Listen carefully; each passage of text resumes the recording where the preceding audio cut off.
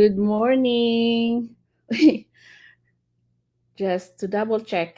Hi, okay. Pa-check nga pala, teka lang.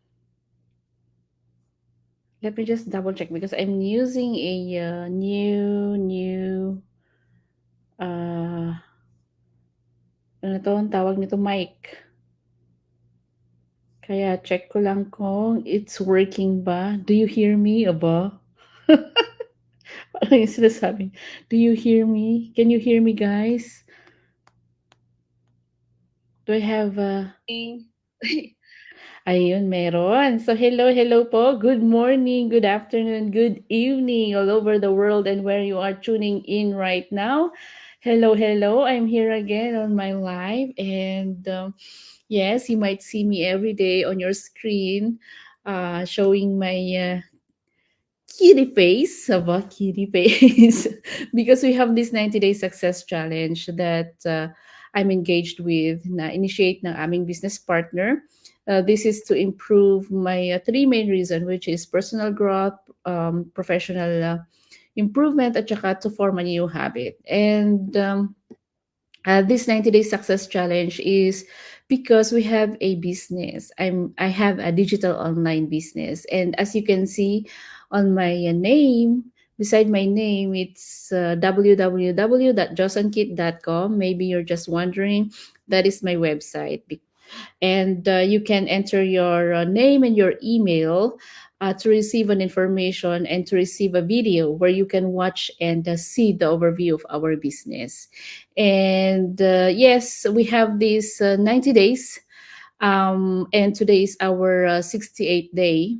And we have a different topics every day where we share our experiences, our stories, our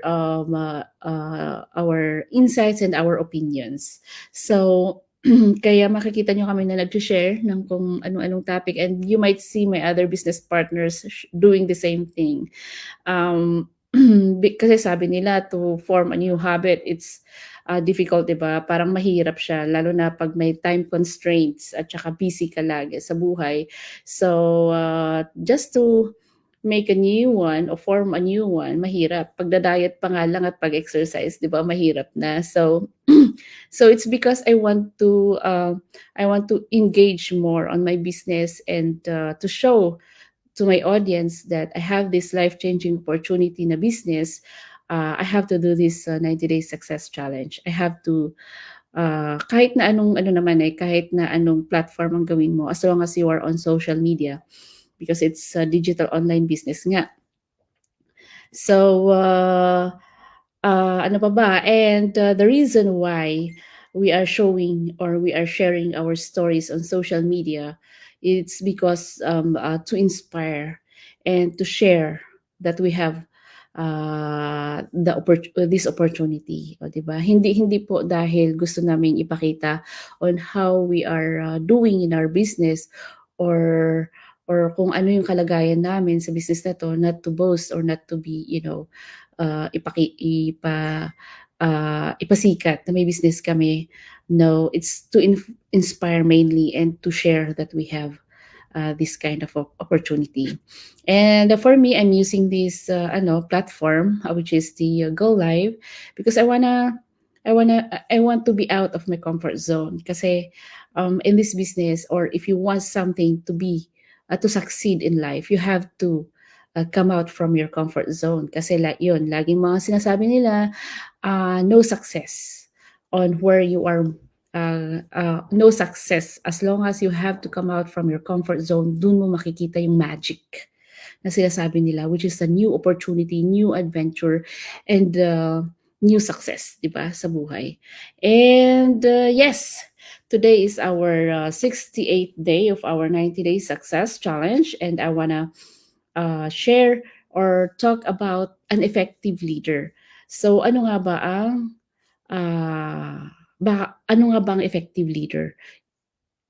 Everyone can be one, kasi may kasabihan nga naman na ito, leaders are not born, they are made. And they are made just like anything else through hard work, by Vince Lombardi. So yan yung lagi nating nadidinig, 'di ba? Kasi oo nga naman, tama, leaders are not born. But before I'm gonna jump into that topic, let me just say hello sa aking mga viewers and audience. Hi, Jeans. Hi, Tita Beth. Hello, hello. Hi, Press. Hello, Tita Beth. Hello po. Thank you for coming into my life. Nahuli niyo ako. Si Sis Gilda. Hello, Sis Gilda. How are you? Hope everything is way, way, way better. And JK, hello, hello, hola, hola. How are you, JK? So yeah, so let's go back to that banner that I've shared. Leaders are not born; they are made, and they are made just like anything else through hard work. Pero bago na nga ba yan, ano nga ba ang leader? Ano nga ba ang ibig sabihin ng leader? Leader is someone who guides, who influences, and who motivates others to achieve a shared goal or vision. Well, leadership involves setting direction, making decisions, and fostering an environment where people feel empowered to contribute their best. So, lalong-lalo na yung huli. Leaders fosters an environment where people feel empowered to contribute their best. So, leader is like someone who's not thinking of his or her position, because leader isn't always defined by a title or position. It's a leadership where he acknowledges or he recognizes everyone in the team.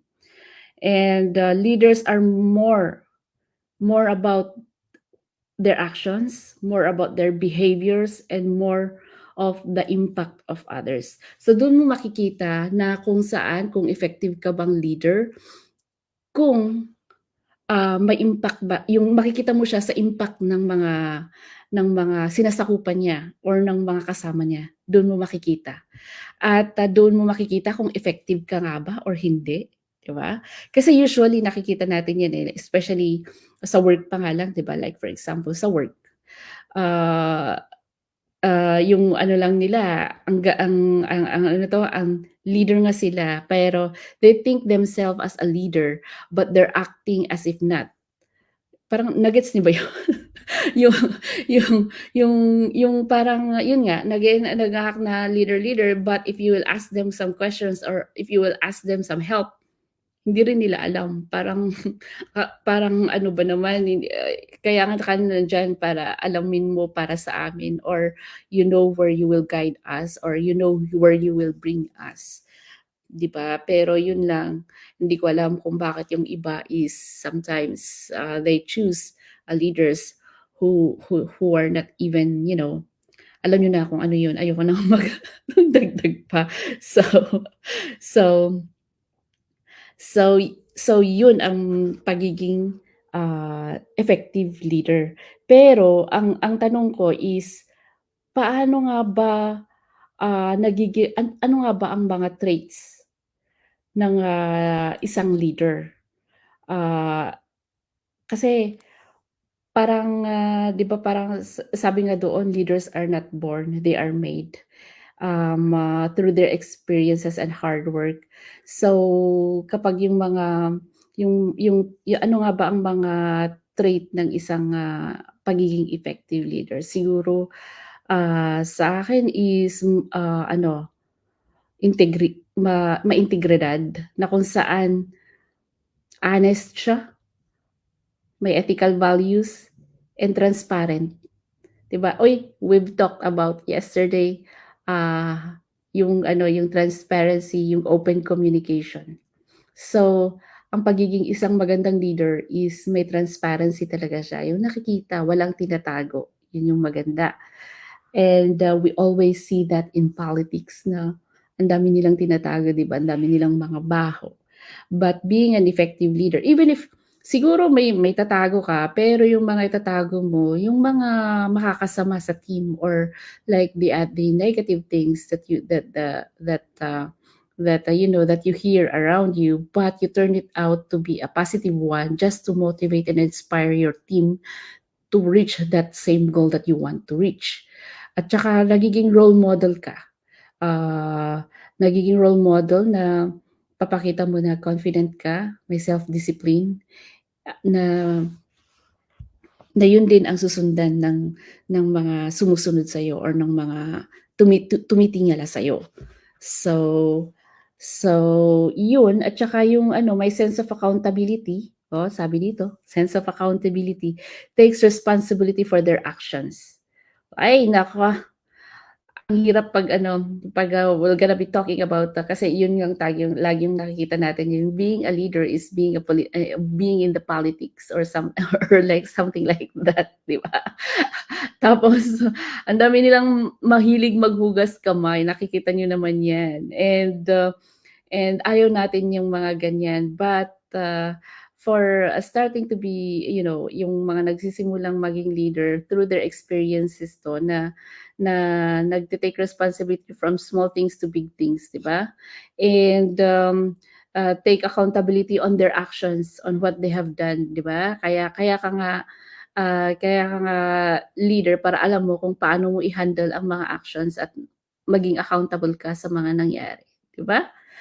At 'pag minsan, kapag leader ka, aakuin mo din kung ano yung pinakita ng mga team mo, ano yung mga ginawa ng mga team mo, sa'yo din 'yan pupunta and you should know how to handle those situations.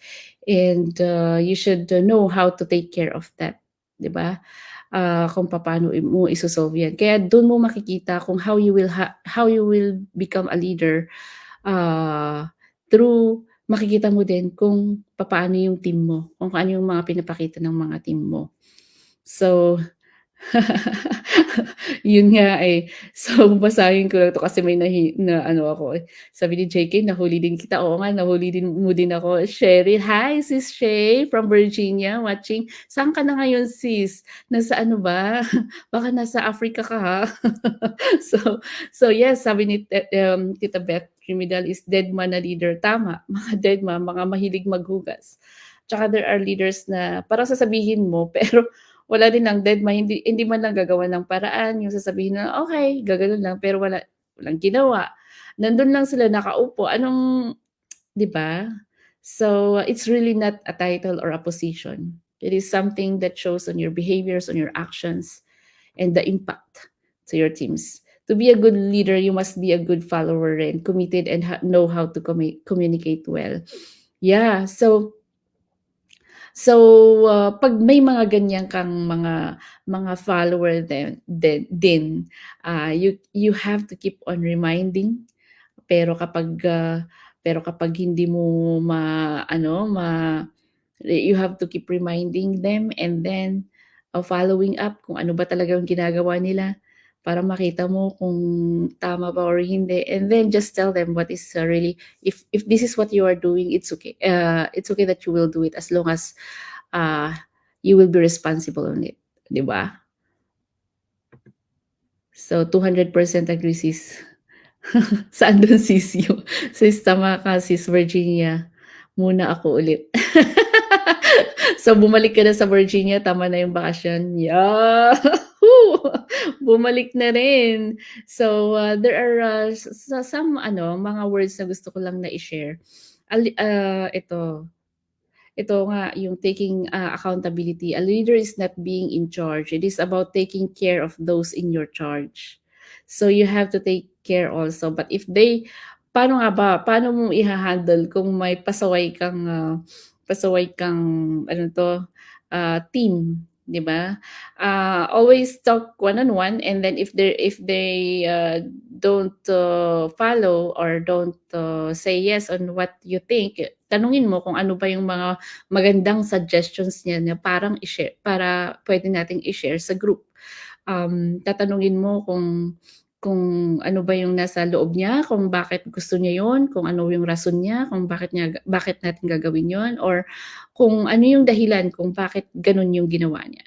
So, just be, again, transparent to talk with your team or your, group kung ano ba talaga ang ikakaganda at ikakatuwa at tsaka mo ilalabas at pag-uusapan sa grupo mo, 'di ba? So, a leader is one who knows the way, goes the way, and shows the way. Yan. Yan yung mga, yan yung gusto kong ibato sa mga leaders kasi karamihan ganyan eh.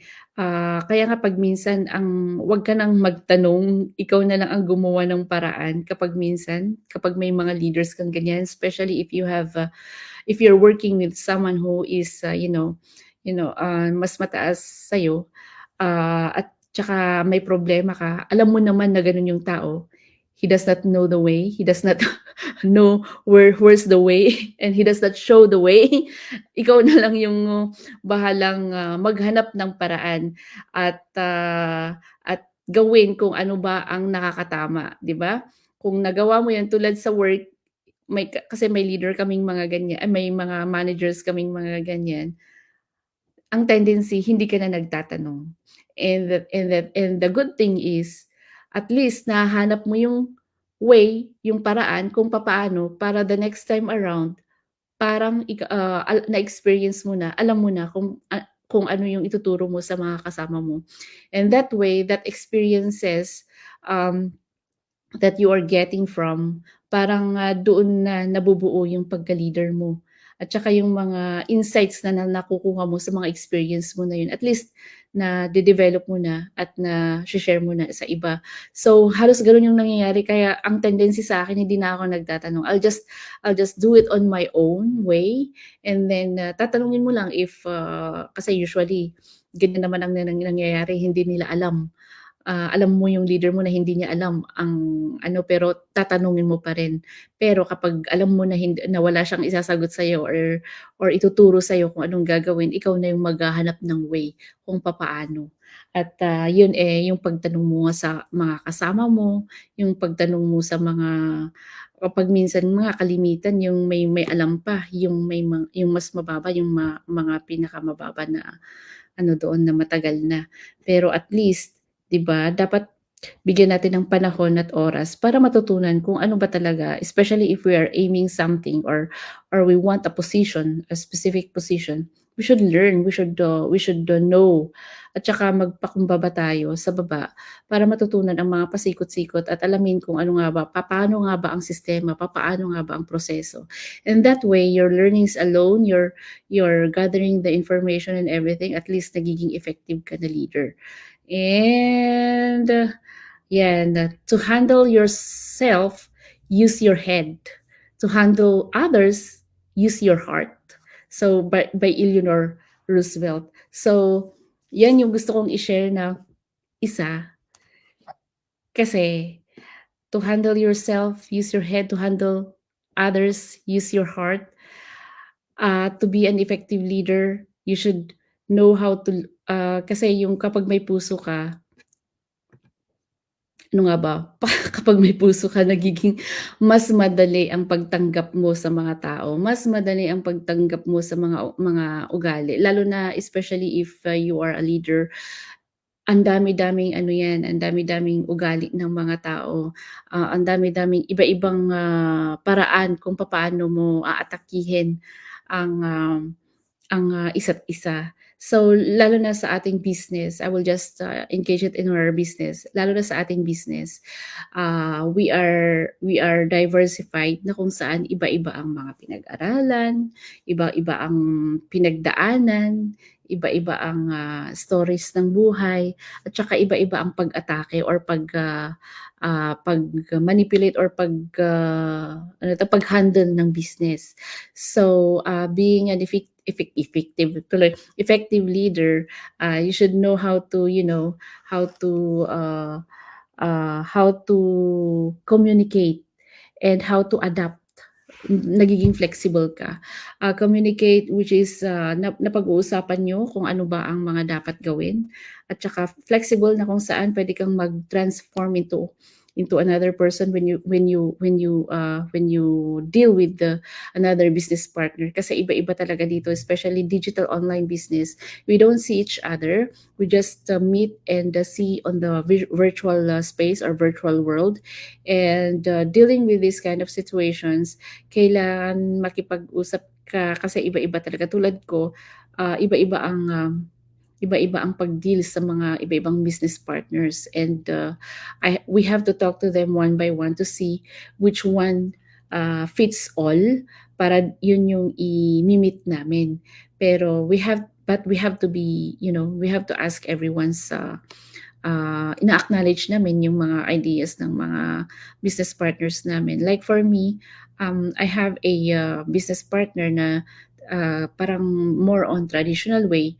Yung isa naman is more on execute, execute, execute, di ba? Yung isa naman is more on studying, na gusto niya munang pag-aralan kung ano ba talaga ang sistema or ang ano ng business before niya atakihin yung, or before mag-all in or all out siya sa isang business. So, parang ang hirap din na i-handle yung mga ganun. So, the tendency is you have to deal each person, and then you have to learn more. Kausapin mo muna sila at parang i-close mo muna sila para makita kung ano ba talaga ang papaano mo sila i-deal, or papaano mo sila tawag nito, papaano mo sila i-handle para kapag nakuha mo na yung mga loob ng isa't isa, and then pwede mo na silang ipag-meet sa isang space or isang room na kung saan mag-uusap-usap kayo, and then you can be the moderator, or you can be the middle, yung parang leader talaga na ipagtatagpo-tagpo mo sila, and then you will talk which one is kung ano yung magandang gawin para mag-share din yung mga ideas. And that way, you are having the brainstorming, and then you are having the open communication on both sides. Ayan. So, dealing with other business partners na they don't communicate, or they don't follow, or they don't commit themselves. Sabi ni Shay, they don't commit themselves on the business, then it's up to them. As long as you're following up, sending them messages, give time to send them message. At least they are aware on what's going on, and then it's up to them. At least nagawa mo yung part mo na sabihin sa kanila kung ano ang what's going on in our business. So yun ang ma-share ko lang about being an effective leader.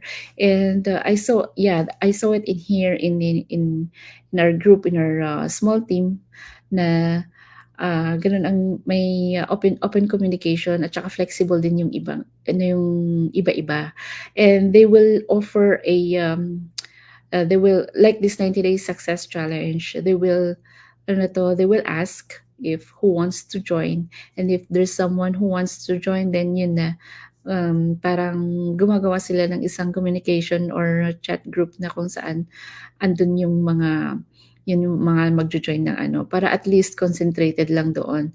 And if others wants to join kahit na late na, dinadagdag na lang ng mga admins, parang ganun. At saka yung nakita ko, they always acknowledges everyone and appreciates everyone, kasi importante yun if you're a leader, you have to acknowledge at least the best as you can, especially na very big, nagiging malaki na yung team mo. As best as you can, acknowledge mo sila, at saka i-appreciate mo, kasi nakaka-motivate yan. Nakaka-motivate ng mga loob ng mga, lalo na yung malaki tayo, hindi napapansin yung iba, and doing a small appreciations will make a big impact talaga. So ayan, base sa Shay, tama kasi sa Virginia ulit, bumalik. Hello from Balay, Balay in Anyok. Tapos, not bias. Yes, not bias. So, walang bias. So, you have to have that open communication. 'Di ba? Kasi pag meron yung iba may favoritism, hindi mo maiiwasan yun na may favoritism, lalong-lalo na sa mga hindi maiiwasan. Dapat 'wag mong ipapansin na gano'n. Kahit na may favorite ka, 'wag mong ipapansin na favorite mo 'yun. For me, mapapansin mo kung favorite kita kung ano, ito kasi hindi mo maiwasan 'yan sa isang tao, na may favorite. Ako 'pag may favorite akong tao, lalo kong pinu-push. or lalo kong ano, lalo kong sinasabi na, "Hey, ikaw pala kayang-kaya mo, turo mo dun sa ano, sa mas mahina para ano," yun, mapapansin mo kung favorite kita, kung gano'n. Kung lalo ko kitang pinu-push na, i-motivate yung isa, yung ganyan, yung parang, ano, "Turuan mo naman si ganito," or "I-push natin na ganito, ganyan, ganito, ganyan." Ganyan, ganyan ako. Ganyan ako, hindi ko alam kung favorite ba yun or ano, pero gano'n ako. Kapag nakita kong ano, 'pag gustong-gusto ko yung tao at gusto ko yung isang trait niya, ayan, parang pinapalabas ko lalo, tapos pinapa-ano ko na, i-share mo naman sa iba or i-ano mo naman para lahat favorite, parang gano'n. Yung yung way ko na para lahat ganyan at magiging favorite mo na lahat, parang gano'n. Yung, kaya malalaman mo kung favorite ko yung isang tao kung nakikita mong gano'n yung action ko. So, a good leader should know how to empathize. Yes! Nakuha mo sis. Pero explain mo yan mamaya. Ikaw na lang ang mag-ano niyan, mag-explain mamaya yan. So, I'm inviting you to watch the go live of Sis Gina to talk about empathy, about being a leader. Kasi sa kanya meron yan. Meron at meron siya yan. So, gusto ko nga i-share niya mamaya. Anyway, so, a good leader must be a good listener. Yan. Kaya kaya kaya dapat papakinggan mo lahat, hindi lang isa ang papakinggan mo. Kahit na alam mong mali yung isa, you have to, listen to the other person. Kasi hindi mo rin alam, baka may pinagdadaanan or bakit niya naisip yun. Or, gusto pala niya, iniisip niya yung buong team, kaya pala niya nagawa yun. Yung mga ganong mga bagay. So you have to really listen. Yes, be humble, 100% agree. Yeah, kasi meron yung iba, they will just take it as a title or position talaga porket sila yung pinaupo doon, naging favorite ng mga ano, tsaka sila yung pinaupo. So, parang iniisip na lang nila na they know everything, but it's not. Being a leader is, continuous learning yan, continuous learning to be a leader, and sometimes you have to start from the bottom. Kaya mas maganda na yung leader is, kaya nga nakikita niyo yung mga Chinese, 'di ba?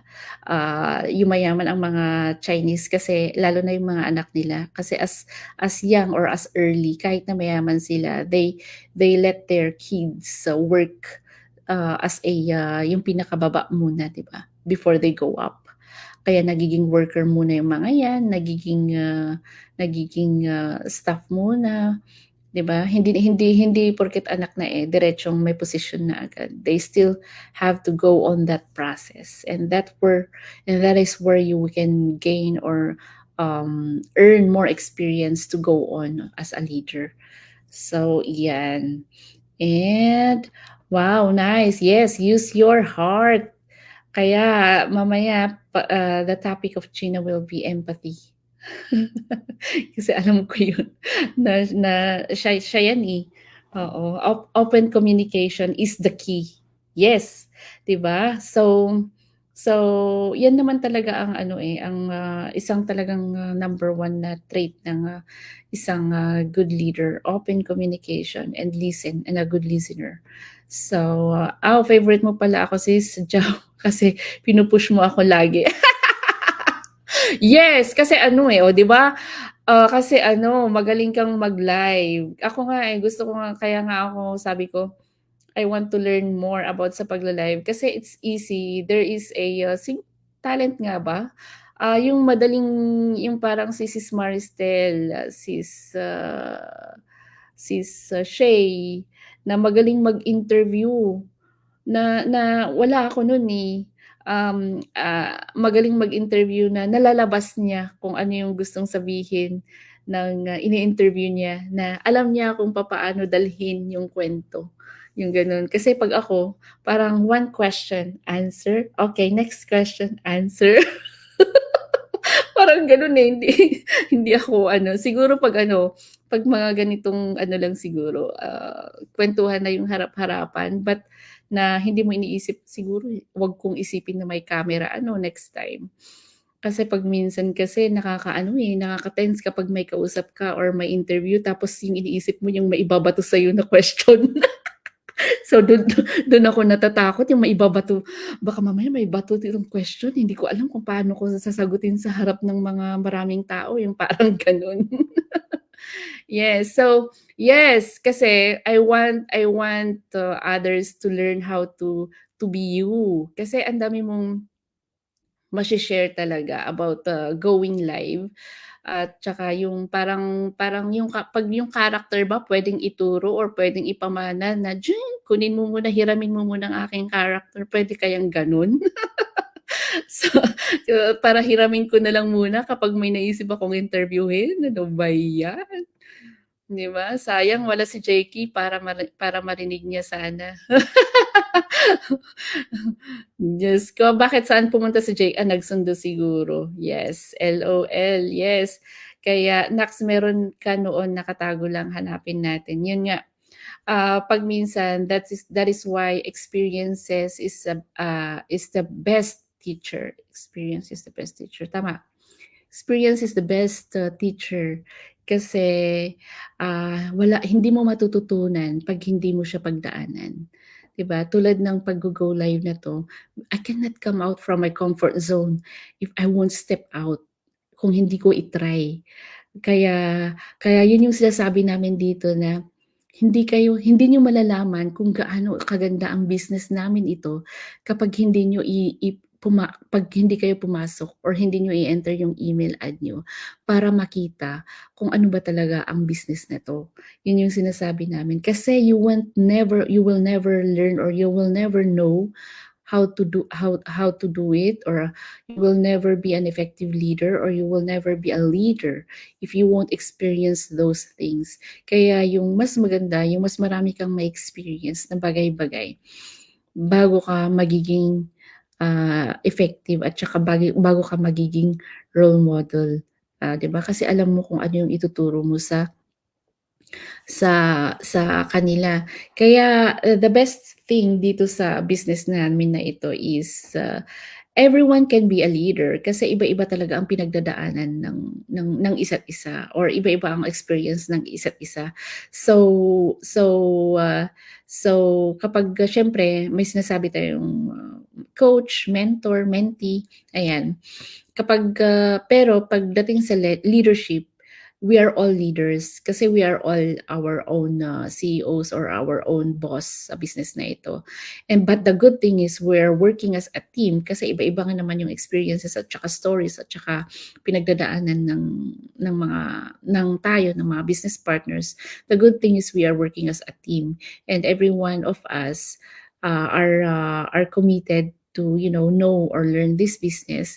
That is why, nakakatulong talaga siya pagdating sa ating mga leadership kasi sa ating, sarili at saka sa ating, kasi leader ka na, eh, yun lang, pagdadaanan mo talaga through experiences ang journey mo papunta sa business na ito at nagiging leader ka.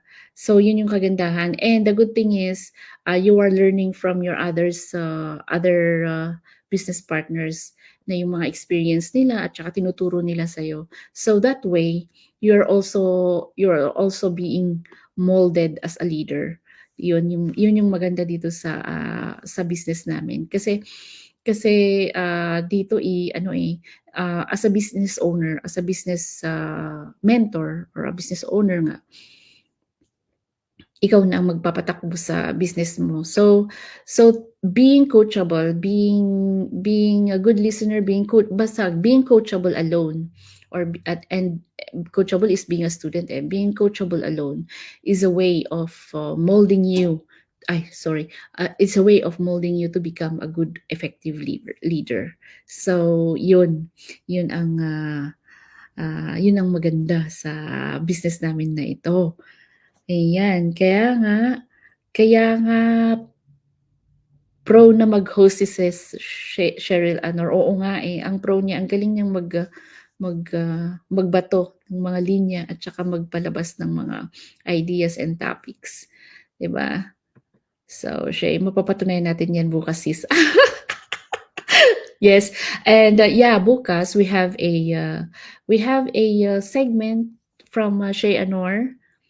from our business partner Shay, and it will be about paano ba natin sabihin yun? About the business partners' husbands. Ah!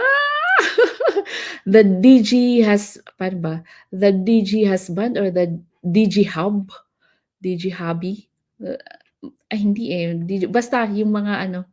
So watch out guys tomorrow. It will be fun. And you will learn a lot of things. And you will, mabibigla siguro kayo kasi ano eh, sa tingin ko parang wala pa akong nakikitang ganito. So it will be first time. So watch out tomorrow and it will be announced kung what time. Siguro siya ang magsabi. Kung nakikinig ka, Shay, nandyan ka pa, type if what's the time for tomorrow and where they can watch your segment so that i-announce na natin dito. Uy, sis Coach Chagsian. Hello, watching your live. Thank you so much, sis, and hope that I can have an interview. Naku, yan na. So, ang sabi niya, you are a leader, keep stretching yourself. I know, yeah. So yun nga eh, dito sa business na to, everyone is a leader. You should, yun lang, be coachable lang on how be coachable lang para kasi parang yan na rin yung preparation mo to be molded as a leader eh. And then yes, behind the business, women are the best husbands. Yes, so behind the business women. Behind the business women are the best husbands. Yes, tama kayo dyan. Even if they're skeptical, but when you keep on sharing, when you keep on showing what your business is, just like Shay, 'di ba? Kahit na hindi niya pinapakita sa husband niya, but she's doing it. She's consistently doing it. Pero sinasadya mo ba sis na ipadinig sa asawa mo? Nadidinig ng asawa niya, nakikita ng asawa niya kung anong ginagawa natin, kung ano ang sinasabi natin, at saka kung paano naging successful ang mga tao dito at nakikita niya yung legitimacy, doon siya na tanggalan ng skepticism. And right now, he is a very, very proud uh, best husband ng businesswoman natin na si Shay Anor, o 'di ba? So yes, and the 6 PM daw bukas. Bukas no. Bukas 6 PM PST. Aba, tentative 6 PM PST. Yes, aba bukas at Cheryl Anor's Facebook. So you will see her segment regarding on the husbands of business women's. O, di ba? Business women. Ayun. so, sa tingin ko parang yun yung aking share ngayon sa aking being an effective leader. So I just want to let anyone know kasi saan na yung sinabi ni sis kanina na hindi mo mapapatunayan na maganda ka ngang mabuti ka or effective kang leader if you won't be coachable, eh, 'di ba? Kasi yun lang alone is being coachable is yun lang alone is you are being molded already as a good leader. And kasi pag coachable ka, alam mo na rin kung ano ang ituturo mo dun sa mga lalapit sa'yo or mga magpapatulong sa'yo. And later on, you will see na yun na, sinusunod na nila ang ginagawa mo. At saka nai-inspire mo din sila. Yun yung hindi mo lang napapansin. So, yun ang ano ko. Kaya ang sabi ko din is, hindi nyo rin makikita kung gaano kaganda itong business namin if you won't check our website. And doon pa lang sa website na yun, makikita nyo na kung ano yung overview ng business namin. And if you want to proceed to step 2, kung gusto nyo mag-step forward, para maranasan or para magkaroon ng business proceed to step 2. At saka kung paano, kung gusto niyo maging successful, this is from Sir Roger's quote. Pag gusto niyo maging successful, proceed kayo sa step 3, di ba? So, yun ang gusto kong sabihin on my end of my live right now. So yes, my name again is Julianne. They call me Jao for short. Ng mga friends and families and my business partners. And my website is www.josankit.com. And I'm a business owner, proud business owner, at saka proud digital business mentor where we help individuals to change to we help individuals to jumpstart their online business, which is a life-changing one, life-changing opportunity. So, yon guys, kaya check it out. And sana po sa lahat, we don't want to hear that sana all and be what if in the future, dapat tara all. And dapat you join us on our journey to this success. And that's it. That's the one that I want to share for you today. And I'm gonna see you again tomorrow for our 69 days. Aba, yan na, papalapit na ng papalapit. Pero simula pa lang to at saka ang dami ko pang dapat matutunan. And si Shay talaga, dapat ipahiram mo yung character mo when I do the interviews. And that's it for today. Thank you guys for coming into my live and I hope to see you tomorrow. And blessed day everyone, blessed Friday, and hope everyone is safe and sound wherever you are. Okay, thank you and have a good day. Have a blessed day. Thank you. Bye-bye.